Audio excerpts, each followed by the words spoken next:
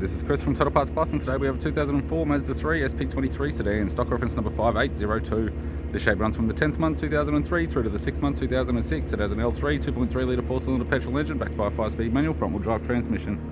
L3 2.3 litre 4-cylinder petrol engine with a radiator grille, right-hand headlight, right-hand fog light, tidy front bumper cover, left-hand fog light, left-hand headlight, left guard has no damage, left power door mirror, bonnet has no damage, left front 17-inch factory alloy mag with a good tyre, left hand side skirt, left rear 17-inch factory alloy mag with a good tyre. We have the left hand tail light, left boot lid garnish, boot lid has no damage, right hand boot lid garnish, right hand tail light, right rear 17-inch factory alloy mag with a good tyre, right rear door has one small dent, right side skirt, right front door has 3 small dents, right power door mirror, right guard has no damage, and a right front 17-inch factory alloy mag with a good tyre.